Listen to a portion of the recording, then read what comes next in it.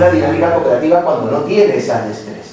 Entonces, la gran clave del aprendizaje cooperativo desde mi punto de vista, una clave fundamental a nivel de centro, es la coordinación docente. Yo siempre digo que el éxito del aprendizaje cooperativo no se fragua en las aulas, sino en las salas de profesores. Lo que implica, por favor, compañeros y compañeras, que cuando yo hablo de coordinación no me estoy refiriendo que hasta la última persona que tienes en tu colegio tiene que ir apoyando el proyecto. Si a estas alturas del partidito no habéis entendido que todo grupo humano genera al menos un 20, 25, 30% de personas que hacen lo contrario a lo que hacen todos los demás, es que no conocéis al género humano. Siempre hay alguien que está en contra. Si tú dices filas de uno, él quiere grupos. Y si tú dices grupos, él querrá filas de uno. ¿Vale? Cuando yo digo línea, me refiero a tener un grueso de la plantilla que más o menos tire por el mismo lado. Y ahí es donde yo quería empezar. Cuando tú te plantas en un momento dado, tú te plantas delante del profesorado y les dices, oye, venga, vamos a hacer aprendizaje cooperativo, y anuncias en un claustro de profesores, vamos a por el cooperativo, os vais a encontrar con todos estos seres humanos. A ver si le ponéis cara a alguno de ellos. Os doy un minutito, poner a ver, ese es Mario, el otro es... Ahí está toda la casuística, los tipos de reacciones frente a esta historia del cooperativo. Tienes desde el que entra en crisis total hasta el que ya lo hace. Ese personaje es fantástico.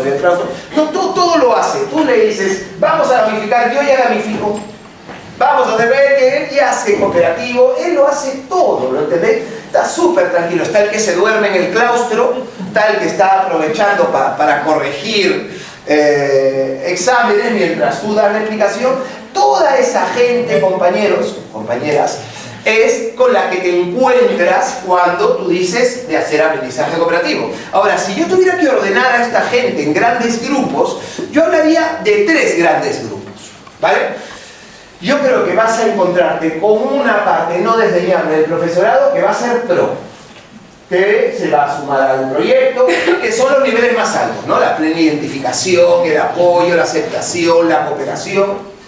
En la esquina, en el bando contrario, vas a encontrarte a los antis, ¿vale? Están los que nanan. Y ahí yo distingo entre 3 grandes niveles. Está el protestón, que te trae por la calle de la amargura, pero no te para el proceso. Está el huelguista, que directamente no hace nada.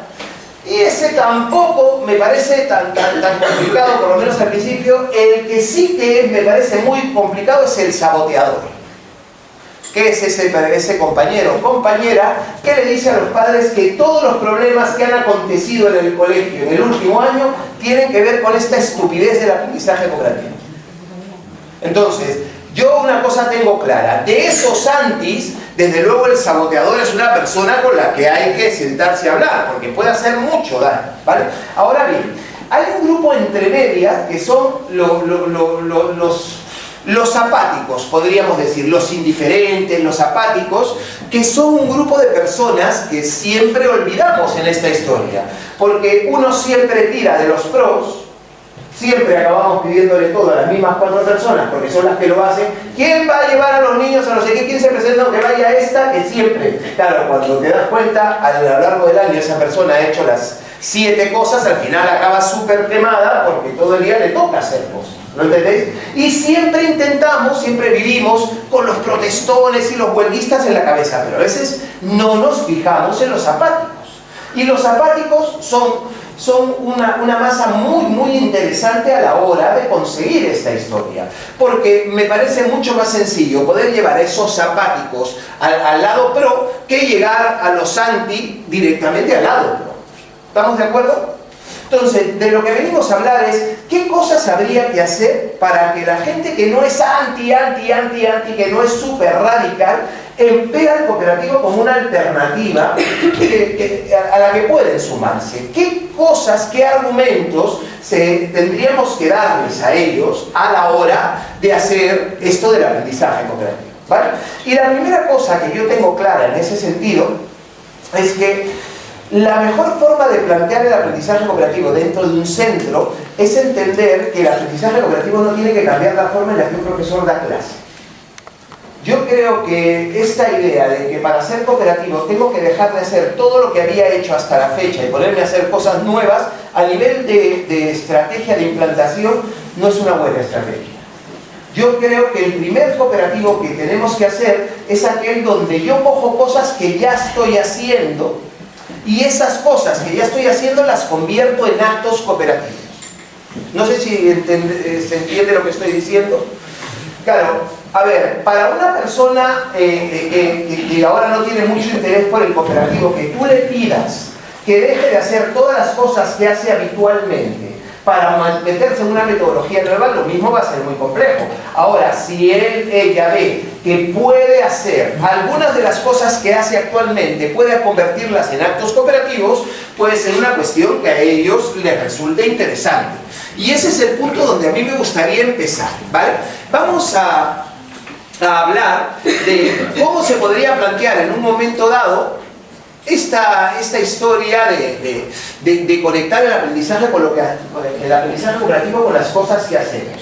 Aquí tenéis 8 procesos que todos los profesores del planeta Tierra deberían hacer o están haciendo en sus clases para generar aprendizaje.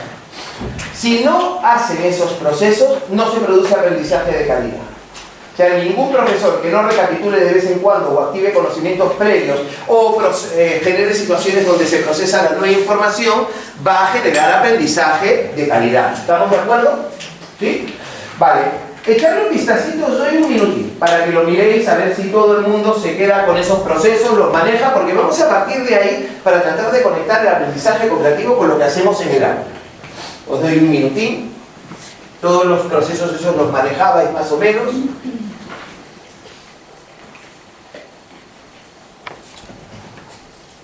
¿Sí? Ahí vamos corriendo. Hay que tirar de más, compañeras. No es una foto, no te salía apuntando. Cualquier cosa, toda esta información que voy a dar está en un documento que tiene el CEP, y si no está en nuestra web, colectivosinética.es, que se llama Guía para diseñar y gestionar una red de aprendizaje cooperativo. Y ahí viene todo explicadito, ¿vale? Más o menos tenemos identificados los procesos, ¿sí? Vale, vamos a empezar con uno, ¿vale? Hay un proceso que es fundamental a la hora de conseguir aprendizaje, que se llama, en terminología finolis, activar conocimientos previos. ¿Todo el mundo sabe qué significa activar conocimientos previos? ¿Sí? Este es el momento donde mucha gente no me mira. ¿Sí? Claro, no vaya a ser que te pregunte. Bueno, la cuestión es que nadie aprende nada en lo que no está pensando. Si yo en un momento dado estoy hablando sobre un determinado contenido y el chiquillo no está pensando en ese contenido, la chiquilla está pensando en cualquier otra cosa, difícil. Si en lugar de estar pensando en cooperativo y en la implantación del cooperativo, tú estás pensando en lo que harías cualquier otro martes del año, a las 9:50 de la mañana, si tú estás pensando en lo que te has dejado en el colegio, en ese padre que te vino a ver justo cuando te estabas yendo, no hay Dios que te enseñe nada de cooperativa. No se puede. Porque nadie aprende nada en lo que no está pensando. ¿Estamos de acuerdo hasta ahí? Vale. ¿Cuál es la estrategia por antonomasia que utilizamos o hemos utilizado desde tiempos inmemoriales los profesores para activar conocimientos previos? Hay una estrategia súper utilizada que es lo de levantar la mano, lo de preguntar en clase. ¿Vosotros, que sois docentes, preguntáis en clase? Sí. De hecho, a los niños y a las niñas les sorprende un montón. Eso es una cosa que no acaban de entender. El otro día me decía un chiquito, me dice, oye, ¿tú eres profe de verdad? Y le digo, creo que sí. Desde luego, si el título no caduca, yo me lo saqué en algún momento. Me dice, es que tú preguntas mucho, me dijo. Claro, porque en la mentalidad de ese chiquillo, preguntar es algo de gente que no sabe. Los profesores y profesoras somos gente muy extraña, porque lo que hacemos es preguntar sobre cosas que ya sabemos. Casi todas las preguntas que hacemos en clase, la respuesta la conocemos ya. Pero utilizamos esa pregunta para generar que la gente piense. ¿Estamos de acuerdo? Tú llegas a clase, vas a empezar el tema de los romanos y dices, a ver chicos, ¿quién sabe? ¿Quién me cuenta cosas que sepa de los romanos? Esa pregunta no es para que tú sepas cosas de los romanos. Es para ver qué saben ellos. ¿Estamos de acuerdo? Mira, si esto fuera una clase de verdad, yo lo que empezaría es preguntándoos, a ver, ¿alguien me quiere decir cosas que sabe sobre el aprendizaje cooperativo? Hagámoslo como si fuera una clase, ¿vale? Imaginar que sois mi clase, empezamos tema nuevo, aprendizaje cooperativo. ¿Alguno de los aquí presentes me quiere contar cosas que sabe del cooperativo, cosas que ha hecho, que ha visto hacer, cosas que han trabajado, que ha ido a cursos de formación, cosas que ha leído? ¿Alguien le apetece contarme cosas del cooperativo? ¿No? Triste, compañera, yo a ti te tenía una fe, estás en primera fila y piensas, bueno, me contestarás. No contesta ni el apuntador, qué triste. Claro, aquí hay alguien de infantil. No te voy a preguntar, no te preocupes, puedes levantar la mano sin ningún problema. Claro, tú tienes que estar ahora bastante perpleja. Porque, ¿qué ocurre en una clase infantil cuando tú dices, ¿quién quiere? Que levantan la mano todos, se descoyuntan el hombro para hablar. ¡Quiero! Claro, hay como una pelea por ver quién habla. Lo mismito que ocurre en sexto de primaria o en tercero de la ESO. ¿Alguien está en la ESO por aquí, en instituto? ¿Sí? ¿Cuántos se levantan la mano en una clase de instituto? No muchos, ¿o qué? No muchos. Yo de hecho leí un estudio hace poco que decía que más o menos el 80-85% de la interacción profesor-alumno, esa de ese momento de hablar, se la ventilaban dos o tres. Dos o tres que les iba especialmente bien en la escuela. Claro, el problema de esa situación, si nos volvemos a los procesos, es que si solamente hablan conmigo dos o tres, yo tengo un problema. Si yo les pregunto, oye, ¿qué sabéis de esto? Activar conocimientos previos, me contestan los mismos dos o tres. Le digo, ¿quién sale a la pizarra a hacer el ejercicio? Me levantan la mano los mismos dos o tres. ¿Quién me dice que hemos aprendido en la clase de hoy? Que en terminología Finoli se llama recapitular. Me contestan los mismos dos o tres. No vemos un problema, ¿eh? ¿Cuál sería el problema? Que al final todos los procesos los están haciendo dos o tres, a ver si ese va a ser el motivo porque también les va tan fenomenal en las clases. Tener algo claro, yo tras 20 años siendo profesor y viendo aulas, de la única cosa que estoy seguro es que ningún niño o niña aprende por venir a clase. Tienen que hacer cosas. O sea, ningún niño que no realice ninguno de estos procesos básicos va a aprender. ¿De acuerdo? El problema de esa situación es que, claro, si el chiquillo no levanta la mano y habla, claro, tú no sabes si está realizando el proceso, ¿vale? Imagina que tú me hubieras contestado, ¿vale? Si tú me hubieras contestado, yo de ti tendría la absoluta certeza de que tú habías activado conocimientos previos. Porque todos aquellos que levanten la mano y hablen, están activando conocimientos previos. Pero la pregunta del millón, compañeros y compañeras, es ¿qué pasa con todos aquellos niños y niñas que no levantan la mano y que ven a los demás contestar? Por asistir a una situación donde tres compañeros nuestros me dice, activan conocimientos previos, ¿eso significa que yo también estoy activando conocimientos previos? No lo sé, no lo sé. Puede ser que sí, puede ser que esté escuchando con muchísima atención y eso que escuchan active en ellos todo lo que ellos saben. Ahora, eso es difícil de saber, sobre todo porque existe un mecanismo de defensa que es innato en el humano y se activa a partir de la escolarización universal, que es la archiconocida cara de estar atendiendo. Claro, aquí todo el mundo me mira con sumo interés. No, porque sabéis que si me ponéis, hacéis apología de vuestro desinterés, voy a por ti. O sea, yo como los buenos profesores me sienta fatal ver a alguien whatsappeando en mis clases y en mis cursos. Entonces, que yo te veo whatsappeando una o dos veces, te lo permito, a la tercera te echo de aquí. Entonces, ¿qué ocurre con esa situación? Que claro, tú para mimetizarte con el entorno, tú pones cara de estar atendiendo y pones esta carita que veis que desde los bebés ya aparece, que es esta cara así. Sí. Pregunta, toda la gente que se lleva el dedo a la barbilla y dice, afirma, como estando de acuerdo contigo, ¿necesariamente está pensando? Cabría la posibilidad de que esté pensando, joder, el Manchester City, chulo. ¿Cabría esa posibilidad? Claro, peor que ha ido al Atlético con el Liverpool, es mucho más complejo que el Manchester City. Vale. Ese es el motivo por el que muchos profesores y profesoras del planeta mundo, al año de docencia, desarrollan el antídoto contra la cara de estar atendiendo, que es básicamente que tú levantas la mano y yo te pregunto a ti. Te ríes, compañera. Tú haces esto aquí, sí. Vale, esto se llama preguntar a traición.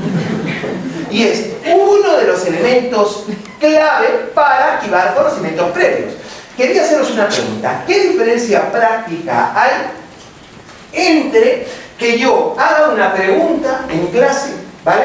Y opte por estas dos estrategias para contestar. Primera estrategia, contesta el que levanta la mano, ¿de acuerdo? Segunda estrategia, les digo, chicos, chicas, bajad las manos, que sabéis que yo nunca le pregunto al que levanta la mano. Yo voy a elegir a quien quiera. ¿Sí? ¿Veis las dos estrategias? La pregunta es la misma. ¿Qué sabes tú de romanos? ¿Qué sabes tú de cooperativo? La estrategia es distinta. Le pregunto al que levanta la mano, estrategia A, le pregunto aleatoriamente a quien a mí me apetezca levante la mano o no, estrategia B. ¿De acuerdo? Pensar un minutito qué consecuencia práctica tiene la una y otra a la hora de activar conocimientos previos, ¿vale? Yo pongo un minutín porque todavía no hemos llegado a ese punto donde nos hablamos. Ha quedado demostrado que no tenemos ese rollo de hablarnos los unos a los otros todavía, ¿vale? Pues hablar con quien tenéis al lado, que por lo menos lo mismo hasta veis que estés con alguien, que lo conoces, ¿vale? Un minutín. ¿Qué diferencia práctica hay entre preguntarle al que levanta la mano o preguntar aleatoriamente en clase a la hora de activar conocimientos previos? Ven. Pensar un minuto.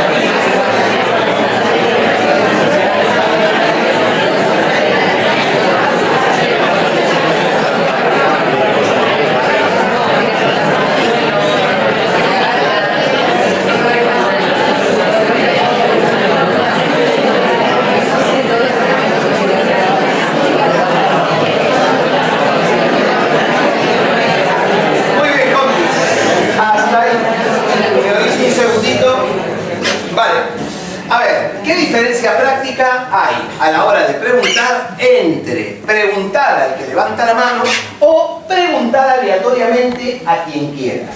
Y me refiero a qué diferencia práctica existe a la hora, por ejemplo, de activar conocimientos previos. Si yo hago en clase una pregunta que conduce a que los alumnos activen, saquen a flote lo que saben sobre el tema que yo voy a trabajar, ¿qué diferencia práctica habría en esa activación entre preguntarle al que levanta la mano o preguntar aleatoriamente? ¿Alguien se anima a decírmelo? ¿Dónde habría una mayor activación de conocimientos previos, crees? En la segunda, ¿por qué crees tú, Compri?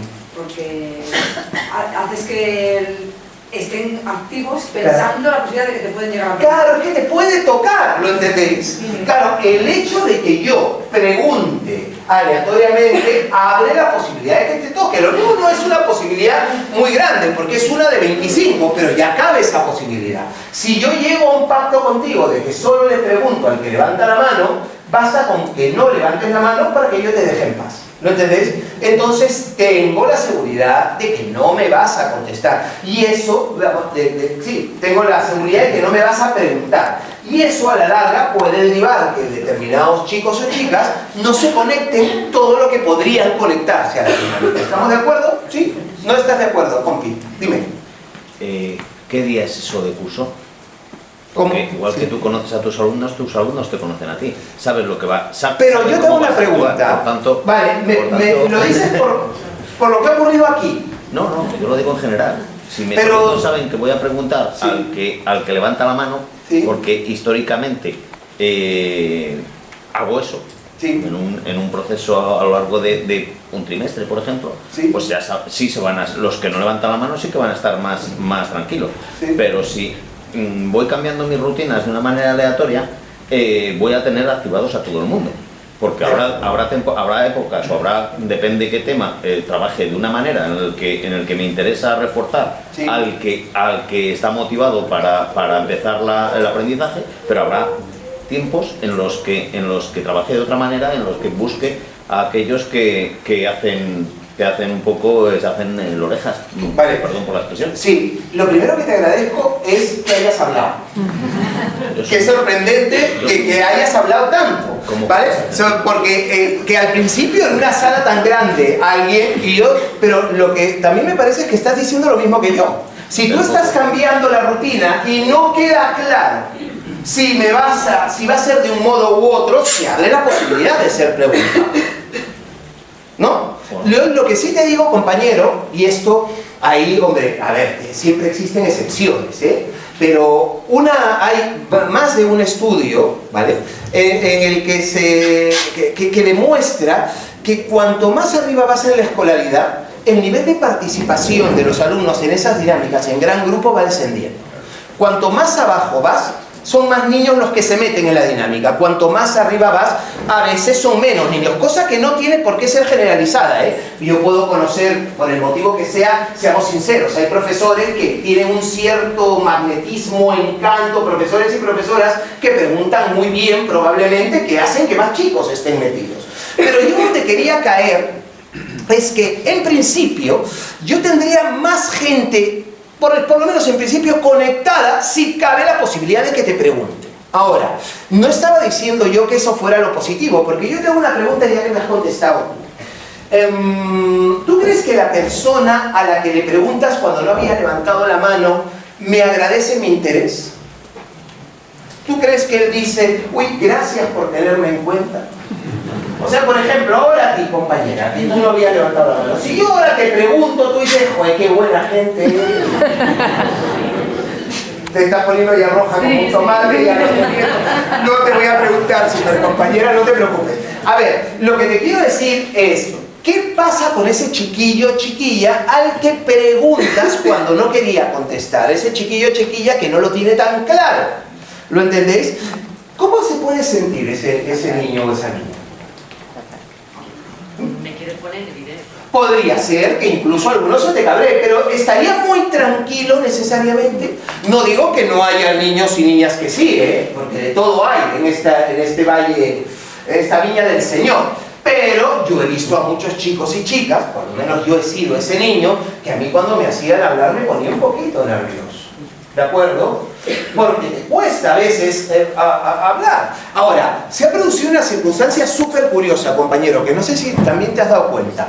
Yo a toda esta simpática gente que ha venido esta mañana aquí a oír las tonterías que yo tengo que decir, le hice una pregunta hace un rato. No me contestó ni el apuntador, que me han dejado un poco tirado, reconoce. O sea, yo me he venido aquí hasta Cantabria en un avión ayer y vengo aquí, no me ha contestado nadie, ha sido un poco triste, seamos sinceros, sí. Porque siempre hay alguno al que le doy penita y ya contesta un poco, pues no vamos a dejar tirado a este tío, ¿no? Pero claro, yo entonces he pensado, joder, es que claro, la gente será que no saben nada de cooperativo. No se les ha ocurrido nada. O también ya piensa, joder, que lo mismo son un grupo de gente muy introvertida, de pocas palabras, poco dado al diálogo. Ahora, se ha producido una circunstancia curiosa. Les digo que hablen con el de al lado, no se ha callado nadie. Y de hecho habéis hablado muy alto, aprovecho la coyuntura para decir que ha habido como una explosión, necesitabais hablar probablemente. Todo el mundo ha hablado. ¿Por qué le hablas a ella y no a mí? Pero bueno, miento, tú eres la de las pocas con el compañero que ya soy mis ojitos derechos. Son los únicos que me han hablado aquí. Pero compañera, ¿tú por qué le hablas a ella y no a mí? Porque a ella es particularmente y aquí es... ¡Ay, me encanta! Pero lo que nos está diciendo es, cuando yo hablo con ella, ¿quién me escucha? Ella. Cuando tú hablas conmigo, ¿quién te escucha? Todos. Sabes hablar en público, porque no me digáis, no, yo no he hablado a la de al lado porque la conozco. ¿Alguien ha hablado con alguien que es la primera vez que ve en su vida? Claro, y habéis hablado, porque no es lo mismo, ¿lo entendéis? Esto es uno de los problemas que a veces nos encontramos. Y además correlaciona con un tipo de chiquillo o chiquilla más inseguro. Porque si tú estás súper seguro de las cosas que sabes, hay por lo menos un poquito más de tendencia a intervenir. También está esa rara avis que es el preguntón, el hablador. Yo tenía uno en clase que todo el tiempo preguntaba. Porque yo creo que lo necesitaba siempre, ¿lo entendéis? Pero lo normal es que esos chiquillos más inseguros, esos chiquillos que no siempre aprueban el examen, a veces se sienten un poquito más cohibidos y no hablan con el de al lado, ¿lo entendéis? Pues esa es una cosa que podríamos utilizar a favor del cooperativo. A ver, todo el mundo está de acuerdo con que en un momento dado el hecho de que yo haga una pregunta en clase destinada a activar conocimientos previos es útil, ¿lo entendéis? Seas del grupo pro, apático o anti, nadie te va a negar esa historia, ¿estamos de acuerdo? Hacer una pregunta en clase para conectar a los alumnos es vital, porque me da igual lo que tú pienses sobre la educación, y lo digo sin ninguna soberbia, porque no soy un tío para nada soberbio. Yo de hecho, se me acusa de todo lo contrario, de ser muy facilón. No es que todo lo das por bueno, por supuesto que yo doy muchas cosas por buenas, porque yo no me veo capaz de decirte lo que tú tienes que hacer. Yo no conozco a tus alumnos, no sé cómo es tu cole, no sé cuál es tu estilo, no lo sé, yo no me meto en cómo das clase. Ahora, lo que sí puedo afirmar con cierta seguridad es que ningún niño de tu clase, ninguna niña de tu clase que esté pensando en otra cosa va a aprender aquello que tú quieras que aprenda. ¿Estamos de acuerdo? Nadie aprende nada en lo que no está pensando. En terminología Finolis, aprendizaje significativo de Ausubel. Nadie va a aprender nada que no pueda conectar con algo que está en su cabeza.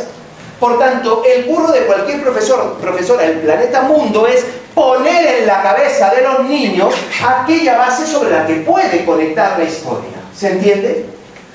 Ahora bien, vale, ¿dónde entra el cooperativo en esta historia? Claro, ¿dónde creéis que hay más posibilidades que más niños verbalicen las cosas que saben sobre algo? Me encanta, y eso es una cosa que se puede utilizar. Yo tengo aquí a una compi. Mira, esta es una compañera del colegio en el que nosotros pusimos un colegio un poco extraño ahí en Carabanchel, en Madrid, y en ese cole, esta profesora preguntaba así. Esto es primero de primaria. Mira. Chicos, vamos a pensar hoy palabras con G, R. Y podéis hacer una lista, no solo hay que pensar una, ¿vale? Y no terminamos hasta que no hagamos la cuenta atrás. ¿Lo habéis entendido? Vale, palabras con GR. Pueden empezar por GR o pueden llevar GR. ¿Preparados? Sí. ¿Listos? Sí. Venga. Ella hace una pregunta, y estos en lugar de levantar la mano adoptan una postura extraña que en los mentireros cooperativos se conoce como culo en pompa. ¿Vale? O hacen culo en pompa, que por cierto es vital para el nivel de ruido. Cuanto más cerca estén esas cabezas, menos tendrán que gritar. Y uno de los grandes problemas del aprendizaje cooperativo, a cualquier colegio que empieza, de la primera cosa que se quejan los profesores es del nivel de ruido que se monta en clase. El mismo nivel de ruido que se acabáis de montar hablando un minutito con el de al lado. ¿Lo entendéis? ¿Vale? Ellos adoptan esta postura extraña, que es una especie de conciliablo. Mirad qué es lo que hablan.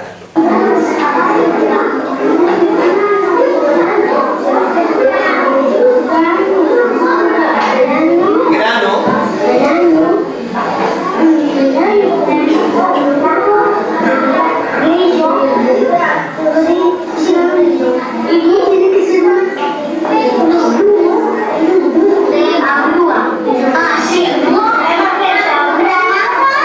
Hemos pensado granada, grumo, grúa. Esta técnica cooperativa se llama cabezas juntas numeradas. ¿Alguien la conocía? ¿Sí? En el documento este que os he dicho, que yo creo que lo he sacado aquí, ¿no?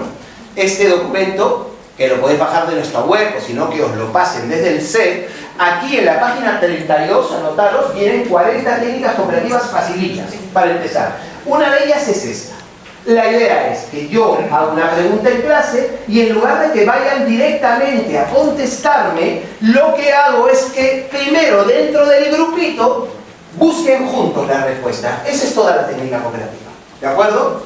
Esa, que es una técnica de un señor que se llama Spencer Kagan, ¿vale? Es el creador de esa técnica. Yo sostengo que hay quizá el padre biológico de la técnica, porque Spencer Kagan es el que da al final es el que al final ejerció la paternidad, pero el padre biológico de esa técnica no es Spencer Geiger, es este señor de aquí. Este es para mí el verdadero padre de las cabezas juntas numeradas, ¿vale? Yo no sé por qué el hombre no reclama esa autoría. Quiero que penséis en un minuto con el de al lado, porque ha quedado claro que a mí no me habláis todavía, hablando de al lado. ¿Qué relación puede existir entre Carlos Sobera y cabezas juntas numeradas? Una técnica cooperativa donde la gente consulta con su grupo cosas que va a tener que responder de manera individual, ¿vale? Pensar un minutito, relación entre Carlos Sobera y las cabezas juntas numeradas. A ver qué se os ocurre.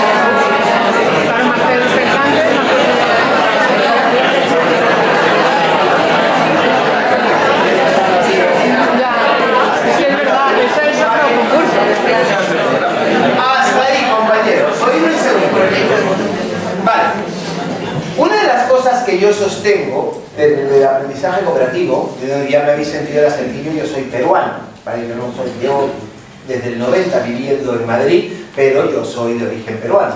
Yo sostengo que los latinos, ya no sé, hispanos, bueno, griegos, peruanos, argentinos, españoles, cántabros, lo que somos un pueblo que tiene un defecto de fábrica para el aprendizaje cooperativo, que es que hemos sido dotados de un aparato fonador pensado para las verbenas y las grandes fiestas en la calle.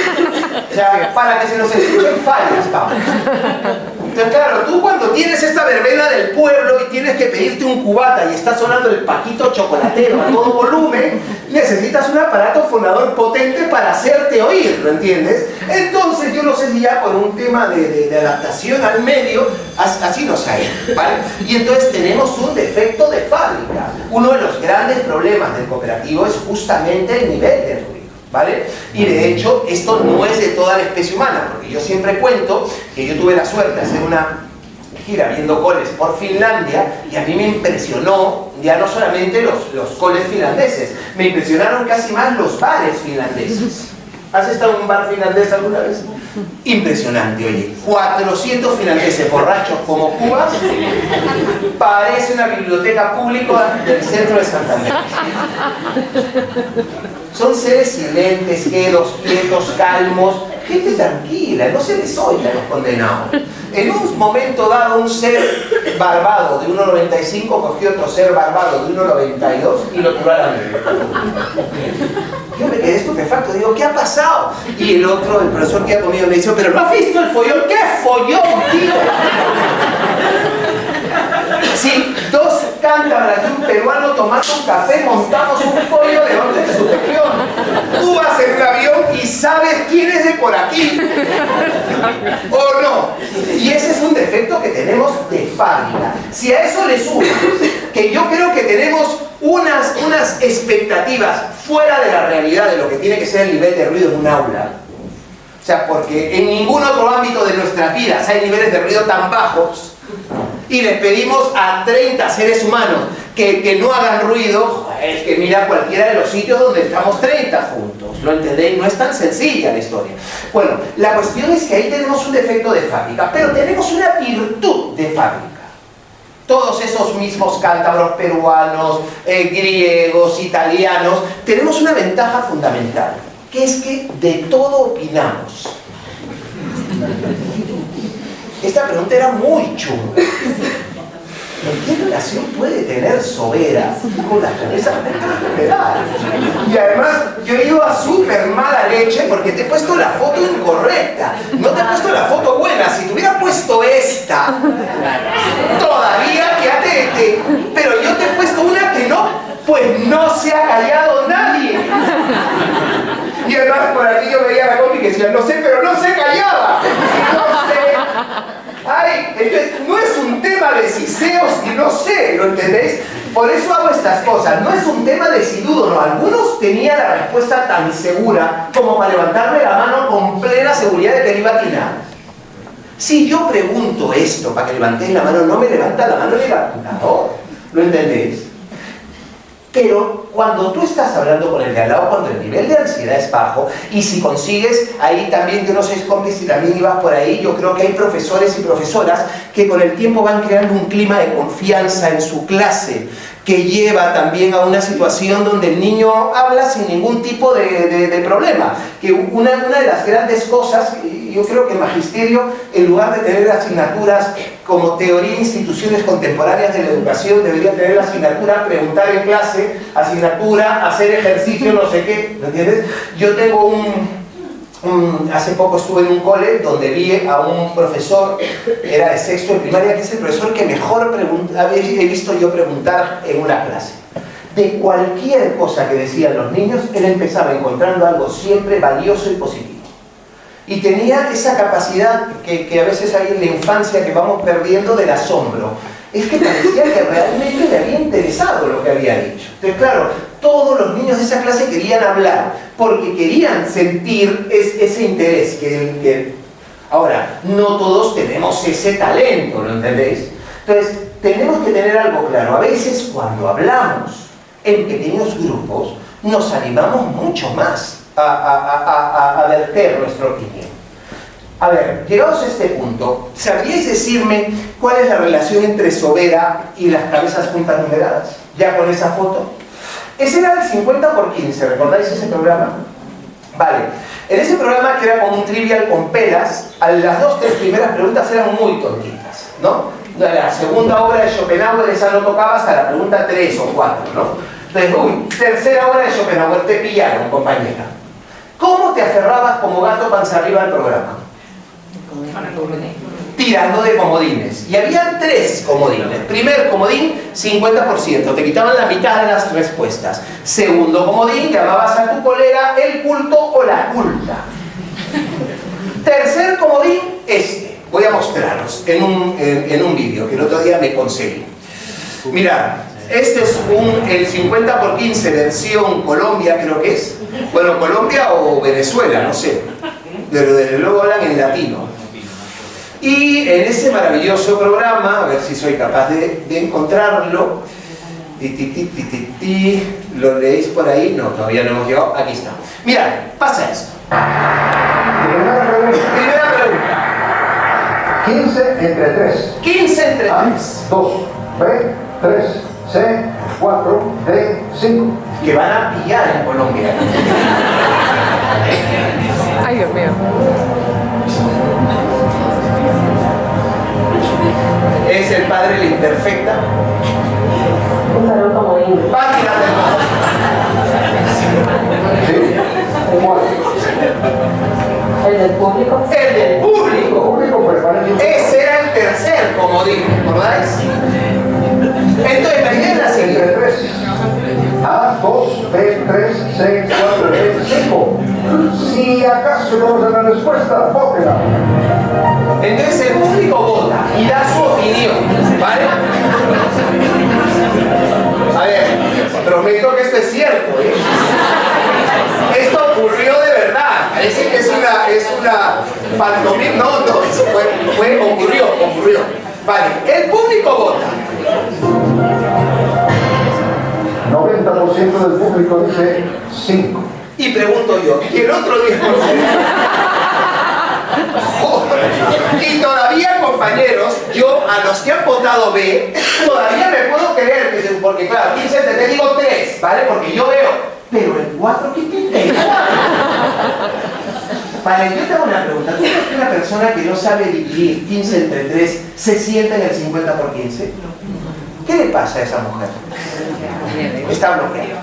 Claro, no me puedo creer que alguien no sea capaz de decirte 15 entre 3. No me lo puedo, por lo menos no se sentaría ahí, ¿lo entendéis? Pero claro, la han sentado ahí, le acaban de poner las camas que tiene que estar en 4º nivel de hiperventilación y no está entendiendo nada, no está ni procesando la historia.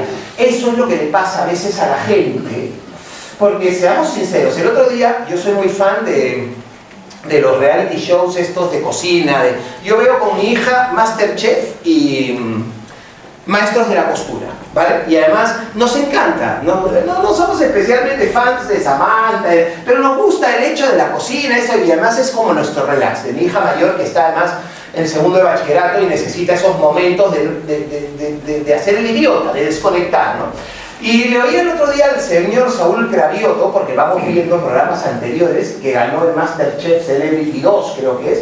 Él decía, Cravioto, que es el piragüista, que los nervios eran algo muy bueno, porque los nervios te mantenían alerta, activo, y tiene razón hasta un cierto punto. Por lo visto, un cierto nivel de ansiedad no es malo, y te activa. Pero lo que también se ha demostrado es que cuando ese nivel de ansiedad ya trasciende un determinado umbral, ya no es tan positivo. Y puede llegar a bloquearte. ¿Lo entendéis? Esta chiquilla yo creo que está bloqueada, pero claro, dice, joder, bueno, pues si la gente opina eso, mira, todavía lo duda ella, ¿eh? Pues vamos a hacerle caso al público. Vamos de caso al público. Opción D, 5. Opción D, 5. Respuesta definitiva. Respuesta definitiva. Correcto. Correcto. Vale, para mí, compañeros y compañeras, a ti te sonará, pero lo tengo aquí bien, te sonará tontuna, pero esto a mí me parece el 50 por 15 cooperativo. ¿Lo entendéis? ¿Dónde creéis que va a haber más gente que vaya al momento de responder con un poquito menos de ansiedad? Si han tenido la oportunidad de hablar en grupo o se han ido directamente a contestar con lo que saben. Para mí, en mi humilde experiencia, eso se traduce en que cuando tú haces este tipo de historias, más gente se anima a participar. ¿Lo entendéis? Y es una tontería, estamos ante una técnica cooperativa idiota a morir, porque en el fondo no es más que un minuto de comodín del público, de culo en pompa, ¿lo entendéis? Pero lo cambia todo. Y eso lo que consigue es que más gente se meta en la dinámica y desde esa perspectiva, más gente realiza un poquito mejor el proceso de activar conocimientos previos. Fíjate, esta chiquilla le dice, hemos pensado en esto, en esta. Vale, mira, la idea de esta situación, que es lo que le aporta Kagan al 50 por 15, es lo de las cabezas juntas numeradas. Se llaman numeradas porque cada uno de ellos tiene un número, ¿de acuerdo? Entonces la profesora, cuando termine el minuto, 2 minutos que les ha dado para pensar, va a elegir aleatoriamente un número del 1 al 4. Y quien tenga ese número va a contestar. ¿Sí? Eso lo cambia todo. Quiero que comparemos otras dos situaciones, ¿vale?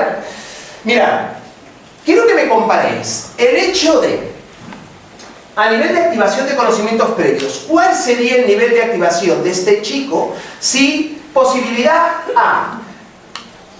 Va a contestar la persona que tenga el número que la profesora va a decir. Imagínate que él tiene el número 2 y la profesora dice 2 le toca. Si dice 3 le toca al de al lado, ¿vale? Por tanto, primera posibilidad para preguntarle al grupo, elegir aleatoriamente uno de los 4 a través de la elección de un número, ¿vale? Segunda posibilidad, que está en todos los libros de cooperativo menos el mío, que es la posibilidad de tener un portavoz en el grupo. No sé si habéis hecho cooperativo, es súper habitual el rol de portavoz. Yo cada 15 días cambio de portavoz en el grupo. Vale, compararme el nivel de activación de este chico, si sabemos que ella es la portavoz del equipo y que los portavoces dan las respuestas del equipo. ¿Se entienden ambas posturas? Posibilidad 1, responde el portavoz que tenemos cada 15 días, ¿vale?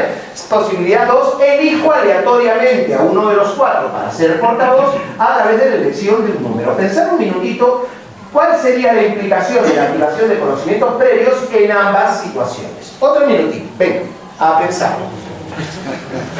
Oye, sobre todo para que no os durmáis.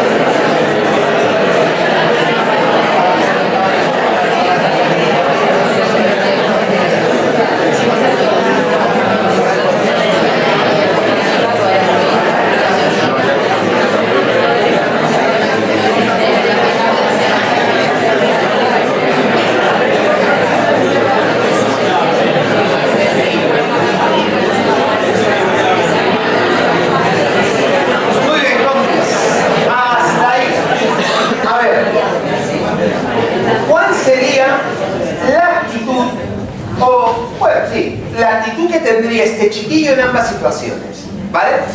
Situación 1, hay una portavoz establecida de antemano que es ella. Situación 2, se elige aleatoriamente uno de los 4 números y cabe la posibilidad de que le toque. ¿Dónde tendría yo una activación en principio más corriente en su caso? Vale, y esa es una de las cosas en las que yo creo mucho. Mirad, esto es aprendizaje cooperativo, ¿vale?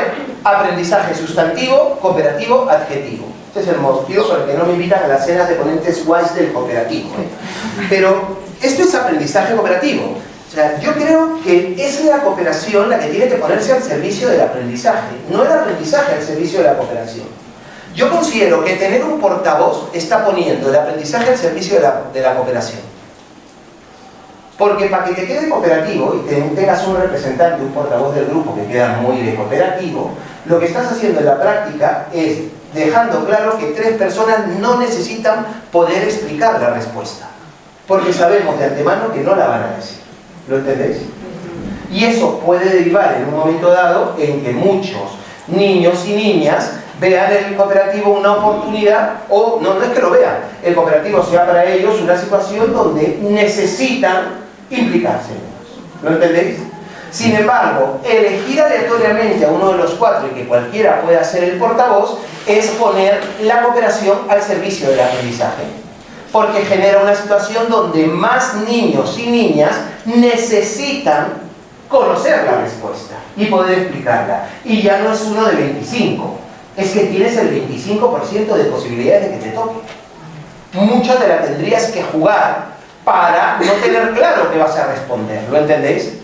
Y esa es otra de las cosas que yo veo fenomenales de cara a esta historia. Ya no es solo que partamos de que estamos utilizando una técnica cooperativa que se conecta con algo que todos los profesores tienen que hacer, sino que estamos utilizando una técnica cooperativa que pone el énfasis en el aprendizaje de aquello que dice el currículum que tú tienes que enseñar. ¿Lo entendéis? Porque, a ver, la gente de infantil, por ejemplo, como tu compañera, vosotros entendéis la educación de una forma que yo comparto y creo que es la más interesante, entendiéndolo como un todo muchísimo más amplio que saber este contenido, no saber este contenido, ¿de acuerdo? Ahora, que tú cojas a un profesor de tercero de secundaria que da 2 o 3 horas de física o química o de biología por semana y le digas que lo que tiene que hacer es enseñarle a los niños a trabajar con roles o prepararlos para la vida, siendo los seres cooperativos, llenos de destrezas cooperativas, a veces es algo que es más difícil de vender. ¿Lo entendéis? No digo que no lo puedas vender, digo que es más difícil. Ahora, resulta mucho más fácil cuando todo ese aprendizaje para la vida viene por infusión. Utilizando la cooperación para que aprendan más biología, yo consigo además con esas dinámicas que los niños desarrollen toda una serie de destrezas que proyectan el aprendizaje a otro nivel. pero partiendo del aprendizaje de aquello que es más perentorio a corto plazo. Ese tío tiene que enseñar el método científico, tiene que enseñar las soluciones de no sé qué. Pues esto genera una dinámica donde más niños están realizando el proceso para aprender ese contenido, ¿lo entendéis? ¿Por qué os cuento esto? Porque somos muy dados a, cuando vendemos esta historia, decir, no, claro, es que queremos chicos y chicas que sean buenos ciudadanos, capaces de trabajar en equipo, de insertarse de manera crítica y constructiva en los distintos escenarios sociales. Por supuesto que queremos eso. Pero hay gente que a veces no te compra esa historia. Entonces yo empezaría diciendo, esto sirve para potenciar aquellos procesos que derivan en el aprendizaje de tus alumnos, y además, trabajando de forma cooperativa, desarrollamos todas esas otras destrezas. Una de las cosas que yo aprendí es que tienes que conectar con las cosas que el profesorado considera útiles, porque, seamos sinceros, al final